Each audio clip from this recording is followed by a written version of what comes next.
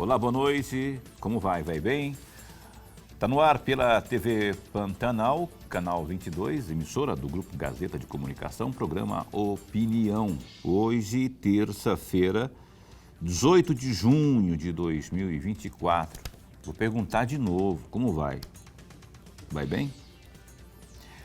Eu espero que você esteja bem e, mais do que isso, espero que você se mantenha bem, porque, afinal de contas, é muito importante a gente terminar o dia ou iniciar o último período do dia, que é a noite, né?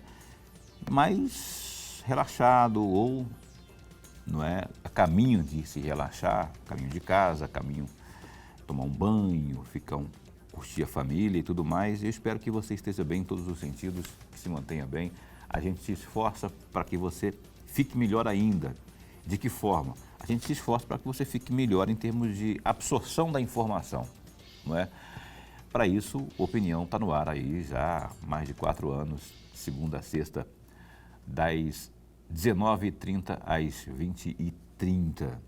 Pois bem, como você sabe, nós abrimos nessa semana, mais exatamente ontem, a rodada de entrevistas com os pré-candidatos a prefeito de Cuiabá. Ontem, na abertura, tivemos o deputado federal, o pré-candidato Abílio Brunini, que é do PL.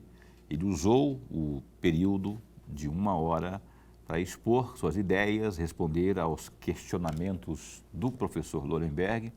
Aí você vê na tela como é que ficou exatamente a programação daqueles que, de acordo com reuniões que foram feitas junto às assessorias de cada um dos pré-candidatos, ficou definido dessa forma que você vê aí na tela, que é a distribuição dos horários, enfim, dos pré-candidatos, que começando com Abílio, amanhã teremos o Carlos Avalone, o deputado estadual Carlos Avalone pelo PSDB, amanhã dia 19, não é? Como você vê aí, no dia 20, o Victório Gale, do Democracia Cristã. Gale vem na quinta-feira, dia 20. Já no dia 21, no dia 21, na sexta-feira, Reginaldo Teixeira. O Reginaldo é do Novo e virá fechando a semana, não fechando o ciclo de entrevistas, não, porque na segunda-feira, ainda nesse ciclo, no dia 24 de junho, ficou definido que o espaço será usado pelo pré-candidato Eduardo Botelho, que é presidente da Assembleia Legislativa, deputado estadual, presidente da Assembleia Legislativa. Botelho, do União Brasil, virá então na segunda-feira, dia 24.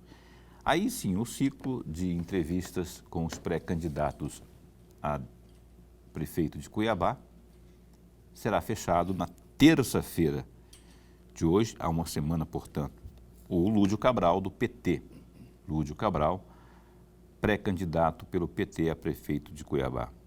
E então fechará esse ciclo na terça, dia 25 de junho. Hoje, terça-feira, pela distribuição, pela forma que foi combinado, não houve definição por algum dos candidatos, né? Eles optaram por não incluir essa terça-feira que é hoje, então ela ficou vaga. Por isso que cá estamos eu e Lorenberg, que está aqui. Nem cumprimentei o Lorenberg ainda, estou conversando que nem um papagaio aqui, ele nem deu boa noite ainda aqui. Mas só para explicar para você, né, que nós estamos aqui nessa vibe, para usar um termo da moçada de agora. E em função disso, hoje nós, não tendo entrevista, Lorenberg e eu, principalmente você, está olhando para lá, Lorenberg, vai ter que olhar para cá, né, Gerson? E o Gerson, eu tenho que olhar para cá. O Gerson não fala, fica olhando que nem zarolho para lá, eu fico perdido aqui às vezes, né? Então, o fato é que Lorenberg e eu hoje... Lorenberg, boa noite, como vai? Vai bem? Muito bem, Paulo. Boa noite, Paulo Coelho, e um grande abraço mas um grande abraço mesmo a todos nós telespectadores, a razão maior do nosso programa. E aí fazer o convite, eu sei que o convite, nós já tivemos uma entrevista ontem do deputado federal e pré-candidato do PL à Prefeitura de Cuiabá, o Abílio, mas ainda faltam as outras entrevistas. Então nós reprisamos aqui e reforçamos o convite para o amigo telespectador estar conosco durante toda essa semana. E eu reforço o convite que o Lorenberg reforçou, eu reforço o reforço do Lorenberg, porque afinal de contas a oportunidade ela é ímpar para que você tenha mais tempo para entender o que pensa cada um desses que aí se colocaram ou estão se colocando. Afinal de contas não é a candidatura definida, a candidatura não está definida ainda, não é? Eles são pré-candidatos, mas estão estão com um objetivo, estão querendo, né? Daqui a pouco, quando for homologado, aí tornarão-se candidatos e aí sim eles virão na condição de candidatos propriamente. Mas é bom que você tenha esse momento para entender o que cada um pensa. O Abílio, ontem eu entendi como boa a entrevista dele, ele aproveitou bem o espaço, né, para expor as ideias dele. E quem não pôde acompanhar a entrevista com o deputado federal Abílio, pré-candidato a prefeito de Cuiabá pelo PL, ele esteve aqui conosco ontem. Essa entrevista está no YouTube. Vai lá no YouTube, busca pelo programa Opinião TV Pantanal, /Abílio Brunini, ou deputado Abílio. Coloca Abílio lá que virão, além dessa de ontem, outras tantas entrevistas que ele já nos concedeu aqui no programa Opinião. A de ontem você pode assistir, não é? Você que não viu ainda, para ver o que ele disse ontem a respeito dos mais importantes temas que um candidato deve abordar ou responder, não é? Numa entrevista, quando o assunto é disputar a prefeitura da cidade de Cuiabá. E se você já viu, pode rever de novo, pode assistir mais uma vez a entrevista que está no YouTube em HD, ou seja, em alta qualidade. Perfeito? Amanhã teremos aqui o glorioso deputado Avalone, deputado estadual Avalone pelo PSDB, preside o PSDB aqui no estado de Mato Grosso e vai estar com a gente amanhã, porque assim foi definido em reunião aqui da produção com todos os representantes das respectivas assessorias. Ok? Lorenberg, ontem, rapaz, a propósito, né, o Abílio esteve aqui, na minha avaliação, aproveitou bem o espaço, respondeu aos nossos questionamentos. Não vou fazer juízo de valor se foi bom nesse sentido, estou dizendo que ele aproveitou bem o espaço e falou bastante do projeto dele.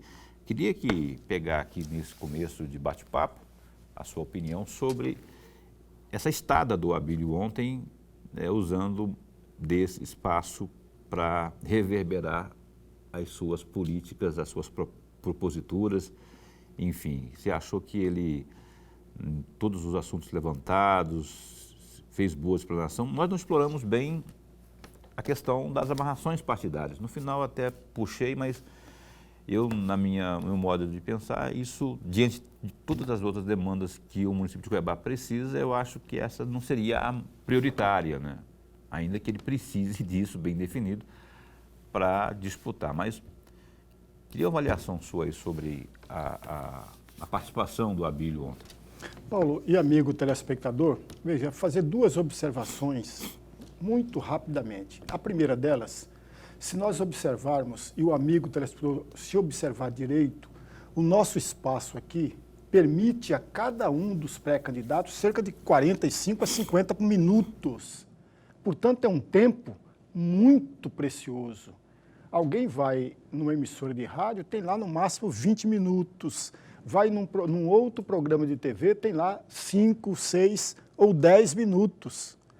O nosso não, tem 45 a 50 minutos. Portanto, dá um tempo suficiente para ele vender o seu peixe, ainda que não possa pedir votos aqui. Porque ainda nós estamos na fase da chamada pré-campanha. Ele é um pré-candidato. Ele não pede o voto, mas de outra maneira está pedindo o voto do mesmo jeito. E o deputado federal e pré-candidato Abílio Brunini, pelo PL, usou muito bem todo o espaço que nós demos a ele, ou que o programa concedeu a ele. E ele fez muito bem. Procurou responder todas as questões, e o amigo telespectador, que já está acostumado com o deputado Abílio, e aí vem a segunda observação, percebeu que ele posicionou-se de uma maneira muito diferente do habitual lá no ano de 2020. Ele era um pouco mais aguerrido, talvez explosivo. Ontem não. Ontem ele foi simplesmente, ele respondeu as coisas com cuidado, com prudência, o que é um ponto a mais para o candidato, porque cada vez mais a prudência permite a ele passar melhor a mensagem. E ao passar melhor a mensagem, no mínimo, consegue persuadir o amigo telespectador. E a persuasão, na questão do jogo político eleitoral, ela é fundamental, amigos. Por mais que eu queira, que o Paulo queira, que outras pessoas queiram, que o jogo político deva ser racional, não é racional, amigos. É emocional. Portanto, por isso que eu usei o verbo persuadir e não convencer. Convencer é muito diferente de persuadir. Aliás, o grande Aristóteles já dizia isso com toda a grandeza no seu livro chamado Retórica, nas primeiras páginas. Convencer é vencer pela razão, pelos fatos. Persuadir é vencer pela emoção, pela paixão. É diferente. Mais superficial, né? E o deputado Abílio conseguiu usar muitíssimo bem todo o tempo que foi concedido a ele. Pois é, observando bem ontem o comportamento entre aspas, né? A forma, não é? A performance do Abílio aqui, diante das nossas perguntas, eu observei também, e aí eu queria a sua opinião nesse sentido. Tem a pegada aí, eu ia falar o dedo, mas tem a pegada aí do marketing, do marqueteiro dele. Não sei quem é, não sei quem é a pessoa que está o orientando nesse sentido, mas o que eu entendi foi que ele, como o Rolando Lero, captei vossa mensagem. Que mensagem é essa? É aquela do pleito passado, onde ele, ao contrário de tudo isso que Lorenberg falou aqui, ele estava mais explosivo, não é? Intolerante com algumas questões, ainda que tivesse sim levando bordoadas, assim, mas se você é candidato a um pleito tão importante, você é candidato num pleito tão importante a um cargo mais importante ainda, que é o de prefeito de uma capital como Cuiabá, você precisa de saber ter tolerância ao máximo para não ter que fazer coisas das quais ele disse ter arrependido, né? Eu até perguntei para ele exemplos, né? Ele citou aquele envolvendo o nosso diretor-presidente aqui do Grupo Gazeta, o João Dorilheu. Quem não se lembra daquele debate que ocorreu na TV Vila Real, envolvendo os candidatos, onde, após o debate propriamente, a equipe de reportagem, eu não sei se foi a equipe de reportagem, não, foi na entrada que o pessoal estava registrando com as imagens lá, assim, pegou ele falando, dizendo que não queria papo com Dorilheu, coisa do tipo. Não cumprimentou, ele passou direto. Mas ele falou alguma coisa, né? Ele falou alguma coisa, passou direto, mas argumentou por que estaria passando direto. Estava querendo se esquivar do Dorilheu, né? Não precisa amar ninguém precisa adorar ninguém, mas você sabe que você está na vida você precisa tratar bem todo mundo, mas nesse caso em especial, você está pleiteando, não é? Algo tão importante aí que envolve a opinião pública e você age dessa forma, você está depondo contra si mesmo, criando situações que vão depor contra você. E todo mundo pensa, né, que não essa, mas outras questões mais o Abílio cometeu de errado naquele pleito lá, ao ponto de muita gente, inclusive analistas políticos, dizerem o seguinte: Abílio perdeu para ele mesmo, porque ele estava até a última semana do pleito, a última semana, né, na véspera da eleição, aquela última semana que antecede a eleição, ele ainda estava liderando as pesquisas aí, as principais pelo menos. Naquela última semana, naqueles últimos 10 dias, não sei, eu acredito isso ao comportamento dele, a esse tipo de situação aí, houve essa reviravolta aí que ele acabou perdendo a eleição. Você não acha assim? Paulo, eu não me lembro se foi a primeira ou a segunda pergunta que você fez ao Abílio e ele respondeu: qual é o erro que você cometeu em 2020 e que não irá cometê-los agora? E ele mencionou exatamente isso, a forma, o seu comportamento, amigos. Por que razão? Veja, um candidato para a chefia do executivo, para a majoritária, ele não aposta tão somente no segmento A ou B ou C, mas ele aposta em alcançar o maior número de cada um desses segmentos. Vamos traduzir miúdos. Eu vou ser candidato à prefeitura de Cuiabá e quero conquistar tão somente o eleitorado da direita. É um erro. Ele não vai ganhar a eleição. Ele não vai ganhar a eleição, amigos. É uma bobagem tamanha. Ele tem que vender o seu discurso, vender a sua mensagem para alcançar todos os segmentos da sociedade. É claro que ele não vai abarcar tudo isso, mas pelo menos tirar um pouquinho daqui, um pouquinho dali, um pouquinho dali, ao mesmo tempo que ele aumenta o volume dos seus votos, ele diminui a possibilidade dos seus adversários estar ganhando votos naqueles segmentos. Esse é o jogo. Portanto, se você tem um comportamento diferente, você corre muito risco. Veja, por exemplo, em 2020, o Abílio Brunini venceu o primeiro turno. Não nos esqueçamos disso. Sim. Não foi o Emanuel Pinheiro que ganhou o primeiro turno. O primeiro lugar ficou com o Abílio Brunini, o segundo com uma diferença pequena, mas foi uma diferença, o Emanuel Pinheiro, depois veio a Gisela, depois o Roberto França, depois teve o quinto lugar, eu não sei se foi o Aécio, não, o Aécio ficou em sexto lugar. O Julier que ficou em quinto lugar. Veio o Aécio em sexto lugar. Então, quer dizer, foi as colocações dos candidatos em 2020. Ora, ele já sai para um segundo turno, e todos nós sabemos disso, amigos, nós que estudamos jogo político sabemos muito mais. O segundo turno é uma nova eleição. Mas uma nova eleição com privilégio para quem está na frente. É a corrida de 10 metros com barreiras, mas quem saiu na frente aqui no primeiro turno está na frente também na largada. Eles não saem de forma igual, e saem na frente e na largada.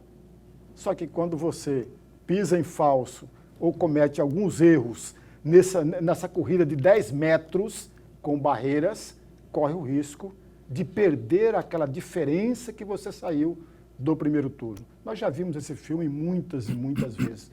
Em 2020 foi um exemplo disso. Agora, não se pode também perder de vista, amigos, que é um outro detalhe, quando você... E aí o Paulo foi muito feliz, e ele está coberto de razão, tem o dedo do marqueteiro. É claro que ele não vai falar que tem marqueteiro agora, porque corre o risco de ter problema seríssimo na justiça. Porque nesse período de pré-campanha não pode ser contratado ninguém, nenhum profissional. Não pode ser contratado marqueteiro.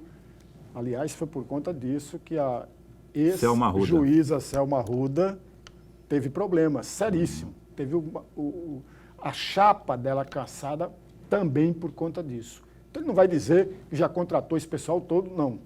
Mas tem sim as pessoas já orientando e etc. Tem o dedo sim de alguém que está orientando, não faça isso, não faça aquilo, para não cometer os erros, para afastar o eleitor?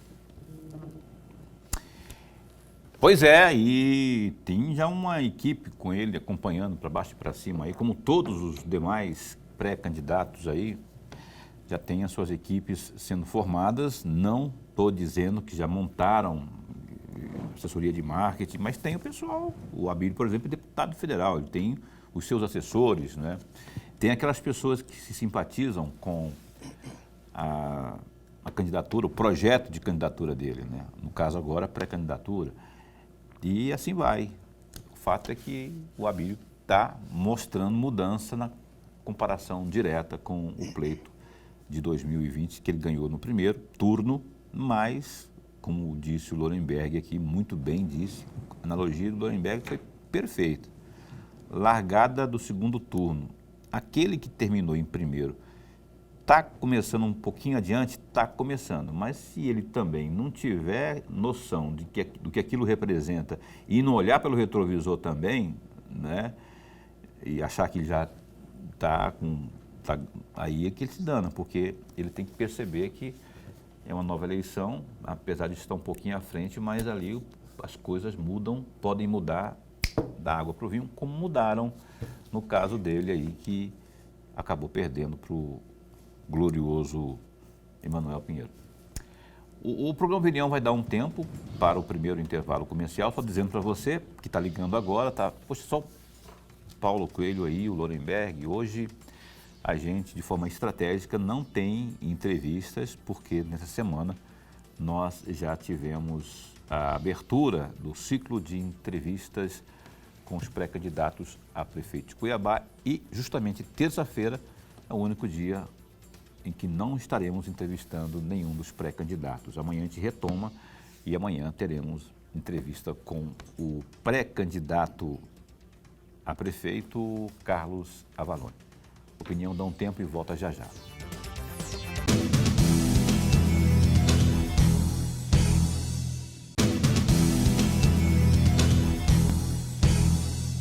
Cá estamos de volta, programa Opinião na TV Pantanal, reforçando que amanhã teremos entrevista então com o pré-candidato a prefeito de Cuiabá, o deputado estadual Carlos Avalone, pelo PSDB. Ontem começamos aí com o Abílio, né? Hoje não temos, aí amanhã segue, depois aí a gente vem com os demais pré-candidatos aí. Gazeta Digital, www.gazetadigital.com.br. Olha só, o ex-secretário de Política Agrícola do Ministério da Agricultura, Neri Geller, do PP, livrou o ministro Carlos Fávaro, do PSD, de qualquer responsabilidade sobre o leilão de 300 mil toneladas de arroz anulado pelo governo federal após suspeita de irregularidades. Segundo ele, o Ministério da Agricultura e a secretaria que comandava não teria gestão no processo e nem competência administrativa para atuar. Abre aspas. O leilão ficou sob responsabilidade da CONAB, que é a Companhia Nacional de Abastecimento, que é vinculada ao Ministério do Desenvolvimento Agrário, MDA. Nem a Secretaria de Política Agrícola, nem o Ministério, no caso esse comandado por Carlos Fávaro, né, nem a Secretaria e nem o ministro Carlos Fávaro poderia interferir. Não compete a nós, fecha aspas. Disse nessa terça-feira aí o Neri Geller, durante reunião lá da Comissão de Agricultura da Câmara Federal, em reunião conjunta com a Frente Parlamentar da Agropecuária FPA. Geller também negou que sairá atirando no mesmo, atirando no caso do governo, né? Ele está negando na entrevista de hoje, né, na reunião de hoje, ele negou que sairá atirando no governo federal e também no ministro Carlos Fávaro, mesmo após ter sido demitido do cargo após repercussão das suspeitas de irregularidades nessa questão aí do leilão. Do Gazeta Digital tem também essa aí, rapaz, ó. A Comissão de Segurança Pública e Combate ao Crime Organizado da Câmara dos Deputados aprovou nessa terça, dia 18, o pacote antifeminicídio, que prevê penas mais duras para crimes de violência contra a mulher. A proposta foi apresentada pela senadora Margarete Busetti, do PSD de Mato Grosso, e recebeu parecer favorável do colegiado. A parlamentar pede que o texto tramite em regime de urgência para ser aprovado de forma mais rápida no Congresso Nacional. Abre aspas. Chega de tanta violência contra a mulher. Se aprovarmos esse pacote, estaremos dando um recado para toda a sociedade, fecha aspas, argumenta. Durante a reunião, a relatora endossou a defesa pelo projeto. Temos que endurecer as penas como forma, inclusive, de educar, porque nós temos que prevenir. Isso é importante para que aqueles que pensarem em praticar crime de violência contra a mulher repensem, porque a pena será aplicada com rigor. Mais detalhes sobre a notícia, essa boa iniciativa da senadora Margarete Busetti, dá um clique aí, ó, no GD, que é o Gazeta Digital, www.gazetadigital.com.br, e aí você vai se inteirar mais sobre esse importante projeto aí da senadora e outras questões mais aí em política, polícia, cidades, economia, meio ambiente, esportes, www.gazetadigital.com.br. Isso eu gosto de noticiar, Lorenberg. Esse tipo de ação que eu gosto de noticiar. Eu não gosto de mimimi, eu não gosto de narrativa, aquela coisa de fazer politicagem em cima. Está aí, uma senadora nova no pedaço, colocou, mostrando que veio, já colocou aí as suas ideias no papel, já está brigando, no bom sentido, para que isso avance, torne-se uma discussão e daqui a pouco vire lei. Que lei? Fazer com que as penas fiquem mais severas contra aqueles que agridem mulher, né? Então, pelo menos eu vejo assim, eu acho que a Margarete está fazendo coisa, e com essa propositura aqui, ela está fazendo algo que já poderia ter sido feito há muito tempo, né? Ou por algum daqui, de Mato Grosso, ou qualquer outro, que era rever essas questões ligadas ao agressor de mulher. Meu amigo Paulo e amigo telespectador, veja, o cenário de feminicídio, de mortes, de assassinatos, está muito grande, mas muito grande no país todo. Não é só de Mato Grosso, não, no país todo. O Mato Grosso cai em destaque porque o estado de Mato Grosso destaca-se pelos números de feminicídios praticados. Mas é preciso combater, e combater com rigor, o feminicídio. Eu, particularmente, tenho a ideia, posso estar equivocado, que o estado de Mato Grosso perdeu ou está perdendo no combate ao feminicídio.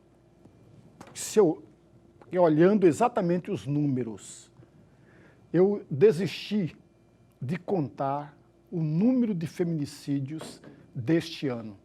Eu desisti por uma razão muito simples. Toda vez que eu via um número a mais, eu ficava chateado, indignado, porque é um absurdo. É um absurdo, amigos. É um absurdo os crimes que vêm se sucedendo. Só que tem um detalhe, amigos. É preciso ter a arma correta para combater o crime. particularmente, eu posso estar equivocado, não é o aumento da pena. O aumento da pena não diminui, ou melhor, não inibe o agressor. Colocar lá, vamos imaginar, 40 anos de cadeia, não inibe o agressor, amigos. Sabe o que inibe o agressor? É a punição de fato. A pessoa vai presa, daqui a pouco, um bom advogado solta aquela pessoa. Não é o número da pena, não é ampliar a questão da lei. O Brasil é o único país, ou um dos grandes países do mundo, que é contemplado por todas as leis. O problema é que muitas dessas leis não têm a sua aplicabilidade. Aí é que está o problema, porque você alimenta a impunidade no país.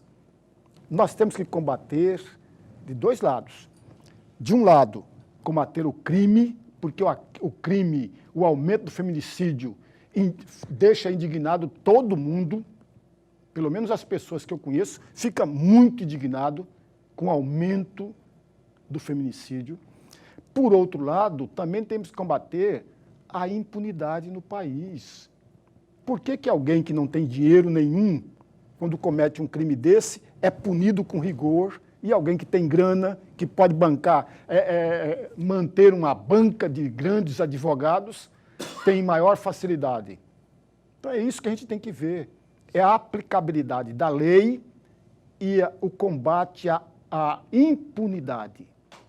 Por outro lado, fazer com que cada um dos estados cumpra o seu papel. Infelizmente, não é isso que eu estou vendo no que tange a questão do feminicídio. Rapaz, é complexa demais a situação, né? Eu já defendo as duas coisas, defendo o aumento da pena e que essa pena aumentada seja cumprida. Ah, são 30 anos? 30 anos sem ver a luz redonda do sol. A luz quadrada você pode ver, de lá da grade, lá você pode ver à vontade. Mas, porque um feminicídio, o cara que mata a sua parceira, o Código Penal já estipula, são quantos anos? 12, 15 anos? Com afrouxamento, no cara não fica 6, não fica 4, 5, já vaza, né? Porque com a folga que eles encontram, que os bons advogados se debruçam sobre o Código Penal, sobre a lei, vê que tem brecha, vão lá, conseguem, né? Então, concordo plenamente com o Lorenberg que isso tem que ser revisto, tem que passar um durepox, não algo que não deixa permear, né? Um impermeabilizante ali, que não deixa entrar infiltração nenhuma, que a lei seja cumprida a rigor, mas eu acho que ela tinha que ser, nesse caso do feminicídio, uma vida, a dor que isso provoca é algo assim, não tem explicação, não tem. E é pouco ainda, né? Eu vou falar isso porque nós estamos dentro de um limite do nosso arcabouço jurídico, ele não permite coisas mais graves, mais rígidas, né? Mais severas, mas eu, por mim, eu iria além disso aí, né? Mas não vou. Os órfãos, né, Paulo? E esses, então? Tem os órfãos pois também, isso faz parte da dor que eu estou falando. Exatamente. Né? A mulher, às vezes, o marido ou o namorado, sei lá, comete o feminicídio e essa mulher tem 2, 3, 4 filhos que ficam todos desamparados. Desamparados no sentido de não ter o amor da mãe, não ter mais o amor do pai, porque o pai cometeu o crime. Ou o namorado cometeu o crime. Portanto, amigos, a gente precisa observar e analisar e visualizar o cenário completo. Não apenas um ponto só, mas o cenário completo. Ainda que o Estado, e eu estou falando do Estado de uma forma geral, o Estado venha a procurar atender, a trazer uma política pública que possa atender a esse chamado órfão, mesmo assim, ainda vem muito devagar nesse caminho, muito devagar. Ok. O Lorenberg, antes de ir para o intervalo comercial, mais uma vez, eu queria, não sei se foi hoje ou foi ontem, nós tivemos aqui no jornal A Gazeta, foi ontem, né? Falando a propósito dessa questão que nós estamos conversando aqui sobre o Carlinhos Bezerra. Acho que foi ontem que foi até manchete, né? Foi ontem. Deve ser ontem. Eu queria que você falasse dessa sua opinião sobre isso. Eu, lá na Gazeta, lá na Vila Real, eu opinei, não é, sobre isso. Porque, assim, desde que ele foi preso, o Carlos Gomes Bezerra, acho que é filho do deputado, ex-deputado federal Carlos Bezerra, ele foi preso, né? Ele assassinou a ex-namorada, a ex-parceira, que já não estava com ele, mas estava com outro, e matou também o outro, né? Foi um duplo homicídio ocorrido aí, acho que foi um ano atrás, mais ou menos. E aí, de lá para cá, a defesa jurídica dele tem feito de um tudo para afrouxar, em busca de privilégios. Não, tem que ser para cá, tentaram levá-lo lá para Chapada, para a cadeia de lá, ou levar, sabe, com regalias. Agora a última foi alegando aí que ele teria que fazer umas cirurgias, uns exames, uma coisa da área da saúde também, que parece que o Ministério Público se posicionou ao contrário, e que está essa discussão aí, né? Eu vou fazer... Paulo, mas está sendo desumano, de repente o cara está realmente doente e tal. Eu não consigo ter piedade, é pessoal essa opinião, viu, gente? Eu não consigo ter piedade, ter compaixão de alguém que de forma consciente puxou o gatilho do revólver para matar uma pessoa. E nesse caso foram duas ainda, né? E aí, eu queria que você desse o seu comentário aí. Eu sei que o Carlos Bezerra, pai, está padecendo, não tem nada a ver com isso. Não foi o ex-senador, o ex-deputado Carlos Bezerra que matou, foi o filho dele, mas o pai sente. Quem é pai sabe o que eu estou falando. Nuremberg, sua opinião. Eu vou fazer 3 observações, até para o amigo entender o que eu estou querendo dizer. A primeira observação, a ex-namorada do Carlinhos, a ex-namorada dele, entrou com BO. Algumas pessoas dizem, não entrou. Na minha cabeça, ela entrou com BO. Portanto, havia um cuidado, uma preocupação com a sua própria segurança. E a vinda do namorado, o namorado parece que é do Rio de Janeiro, parece que foi o primeiro dia que eles encontravam pessoalmente. Olha só. Parece-me que era o primeiro dia do encontro deles pessoalmente, porque era conversas por telefone, por e-mail, etc. E agora, no primeiro dia. E o assassinato foi duplo. Foi do namorado e da ex-namorada. O que dá a entender que o Carlinhos estava acompanhando todos os passos. Aquela cena do assassinato se deu exatamente nisso. Portanto, havia toda uma preparação. Sem falar do BO. Eu estou chamando a atenção do BO porque o BO não deu garantia e nem segurança para a vítima.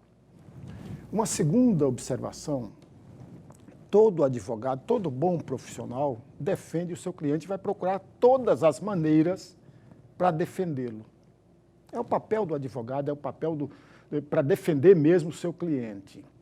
Num primeiro momento, o amigo deve estar lembrado que houve, sim, um afrouxamento da pena, que parece que ele voltou para a casa dele, lembra disso? Uhum. Lembra que foi uma prisão domiciliar por conta da depressão, por conta de uma série de doenças, por conta disso. É pedido do seu advogado, do conjunto dos seus advogados. É um direito do advogado? É. Mas e a figura do Estado? Eu estou falando do Estado de uma forma geral. O Estado também, veja, amigos, a prisão não é uma tortura. A prisão não é um forno. A prisão, o Estado tem que garantir a segurança das pessoas que estão presas. O Estado retira aquela pessoa do convívio social, do convívio da sociedade e traz para ele para a prisão. E o Estado passa a ser responsável pela vida desse preso. Isso é tão verdadeiro, amigos, porque se acontecer alguma coisa nesse preso aqui, É claro que demora um certo tempo, mas se essa pessoa perdeu a vida, uma outra pessoa perdeu a vida dentro desse presídio, a família entra com a indenização para o Estado pagar. E tem famílias que têm recebido vultosas indenizações. Demoram, mas recebem. Por uma razão muito simples. O Estado tem que garantir a segurança dessa pessoa física e completa. Ora, se tem laudos médicos, se tem toda uma documentação que comprova de fato a doença e o advogado de defesa entrou com isso, o Estado não pode simplesmente ignorar isso. Só que aí tem um outro detalhe. Eu não acompanhei bem, mas foi o que eu ouvi, que parece-me que quando ele estava em casa, na prisão domiciliar, ele estava se divertindo, visitando outros lugares. E aí ele foi reconduzido para a prisão. Reconduzido para a prisão. E agora surgiu um outro pedido do advogado. Eu sempre vou repetir, o advogado faz às vezes dele, é o trabalho dele. Tem que fazer uma cirurgia de catarata. E tem que fazer, parece, uma cirurgia de varizes. São 2 cirurgias que foram pedidas. Se de fato tem um laudo médico, tem uma documentação de médico solicitando isso, não tem como o Estado dizer não. Não tem como o Estado dizer não. Em omissão, né? Acontece o pior aí, o Estado que vai se responsabilizar. Vou para o intervalo comercial, o programa Opinião volta em um instante só.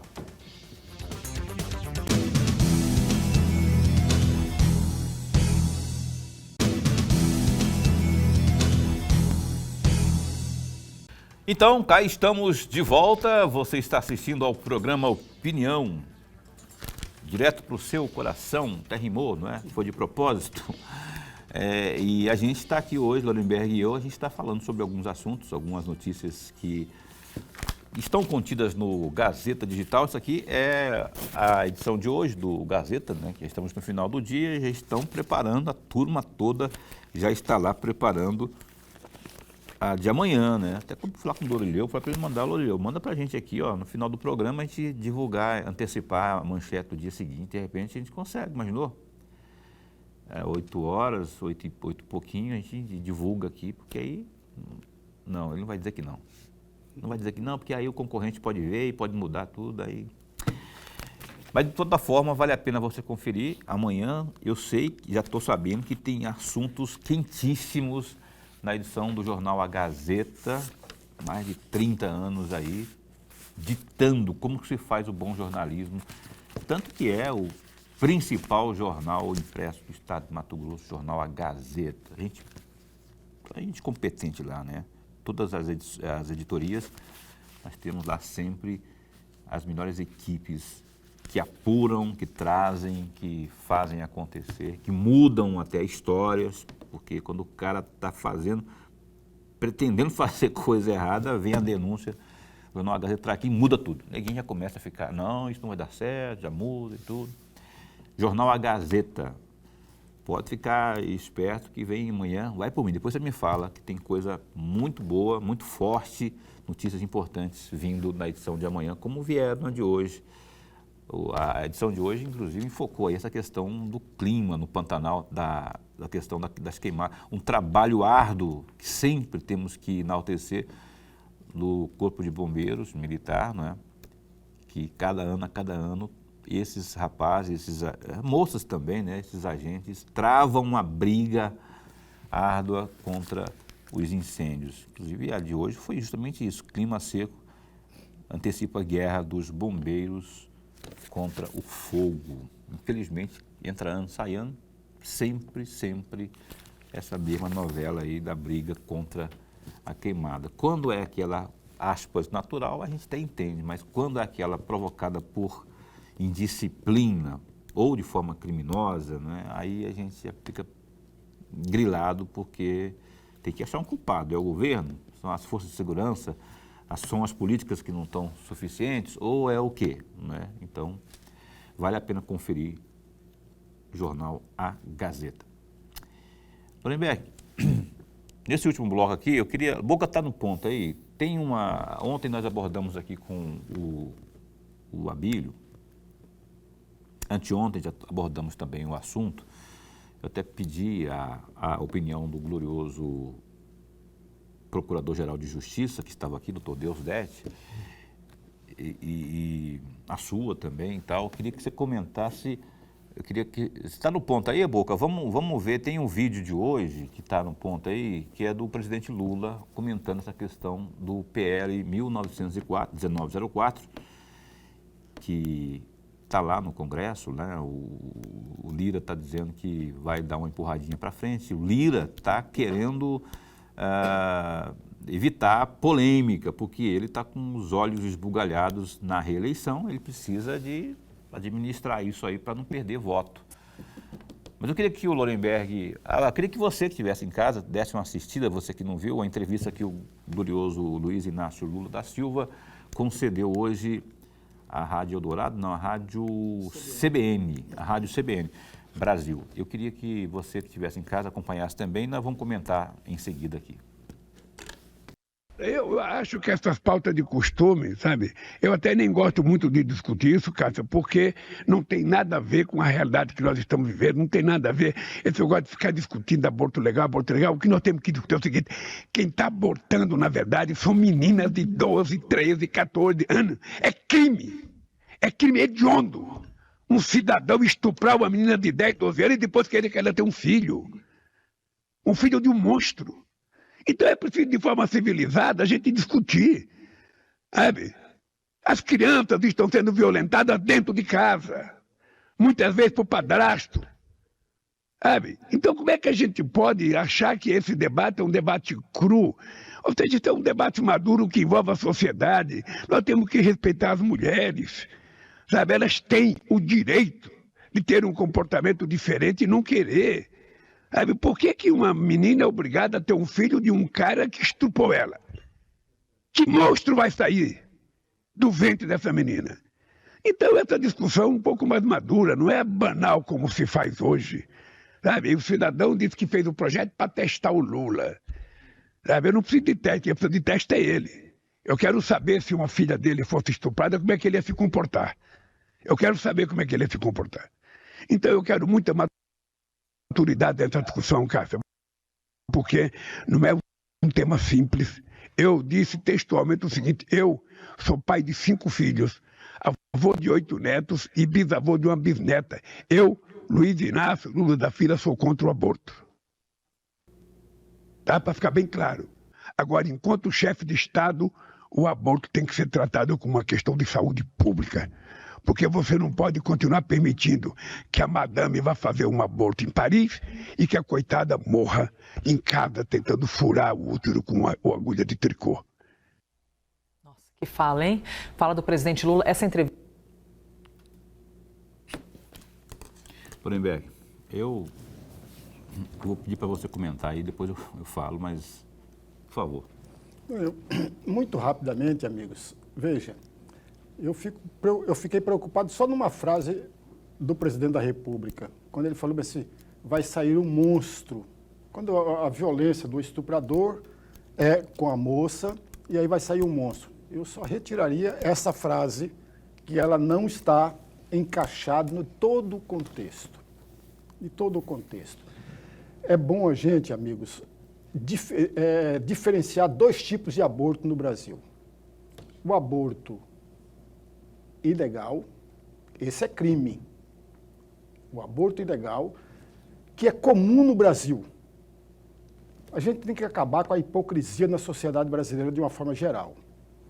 A menina rica, a mulher rica, vai na melhor clínica, no melhor hospital, com todo o aparato médico e faz o aborto ilegal.